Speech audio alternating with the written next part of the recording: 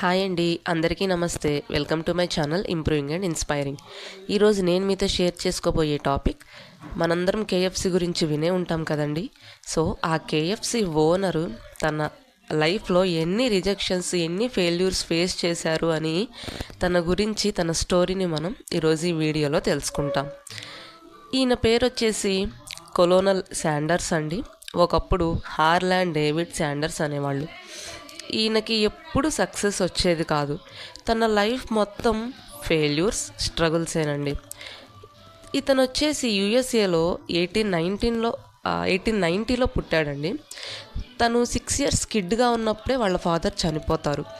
అప్పుడు వాళ్ళ మదరు చాలా కష్టపడి పనిచేసి ఫ్యామిలీకి సపోర్ట్ చేసేది.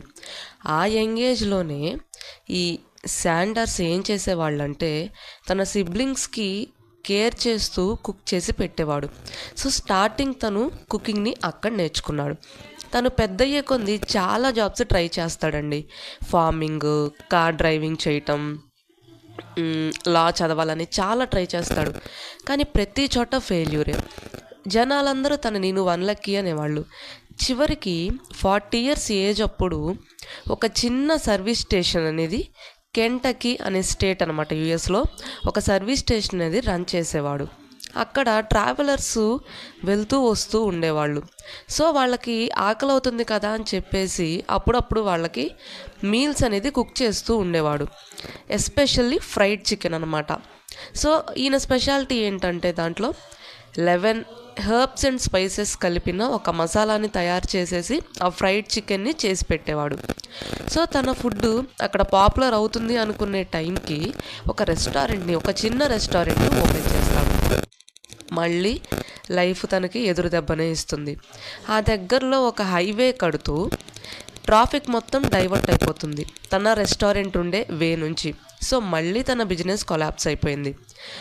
తనకి మెల్లిగా 65 వస్తుంది ఏజ్. పూర్తిగా తను బ్రోక్ అయిపోయాడండి. తనకి వచ్చే ఆ చిన్న పెన్షన్తో అలా బతుకుతూ ఉండేవాడు. ఇంక అందరూ అనుకునేవాళ్ళు ఇంకా తన లైఫ్ అయిపోయింది, ఇంకా తను ఏమీ చేయలేడు అని. కానీ తను క్విట్ చేయలేదండి. తన దగ్గర ఒకటి ఉంది. ఏంటి? తను నేర్చుకున్న రెసిపీ ఒకటి ఉంది. తన హార్ట్లో హోప్తో మళ్ళీ ఏం చేశాడంటే ప్రెషర్ కుక్కర్ని, స్పైసెస్ని అన్నిటినీ ప్యాక్ చేసుకొని across throughout the country driving చేయడం స్టార్ట్ చేశాడు. ప్రతి రెస్టారెంట్ డోర్ని నాక్ చేయడం, తన ఫ్రైడ్ చికెన్ని టేస్ట్ చేయమని అడగడం. సో వాళ్ళు తీసుకున్నప్పుడు వాళ్ళ నుంచి ఎంతో కొంత మనీ తీసుకోవడం, ఇలా చేసేవాడు. ఇలా చేసే ప్రాసెస్లో నిజంగా అండి 1000 times తను రిజెక్ట్ అయ్యాడు. తను ఇలా రెస్టారెంట్స్కి వెళ్ళినప్పుడు చాలామంది తీసుకున్న వాళ్ళు కాదు.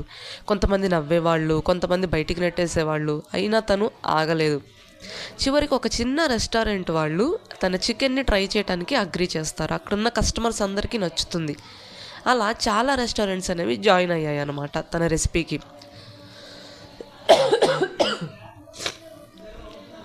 సో అలా ఈ కేఎఫ్సి అంటే కెంటకీ ఫ్రైడ్ చికెన్ అనేది స్టార్ట్ అయింది. తను ఎప్పుడు సక్సెస్ అయ్యాడంటేనండి, తన ఏజ్ 75 వచ్చేటప్పటికి ఈ కేఎఫ్సి అనేది అక్రాస్ అమెరికా, అలానే మెల్లిగా వరల్డ్ మొత్తం స్ప్రెడ్ అయిపోయింది. సో ఈ శాండర్స్ లైఫ్ నుంచి మనం ఏం తెలుసుకోవచ్చు అంటే, ఏజ్తో మనకి సంబంధం లేదండి. ఏ ఏజ్లో అయినా మన డ్రీమ్స్ని మనం చేసుకోవచ్చు. మనకి రిజెక్షన్ అనేది ఫెయిల్యూర్ కాదు. ఎప్పుడైతే మనం కంటిన్యూస్గా ఒక దానికోసం తాపత్రయపడుతూ ఉంటామో మనకి సక్సెస్ అనేది ఆటోమేటిక్గా వస్తుంది. మనలో ఏదో ఒక గిఫ్ట్ అనేది ఉంటుంది. ఆ గిఫ్ట్ ఈ వరల్డ్ని చేంజ్ చేస్తుంది. నా వీడియోస్ కనుక మీకు నచ్చినట్లయితే please like, share and subscribe to my channel improving and inspiring. Bye.